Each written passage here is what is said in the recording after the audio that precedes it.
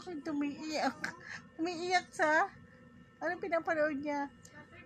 Ken, umiiyak ka dahil kasi yung caterpillar naging paru-paro.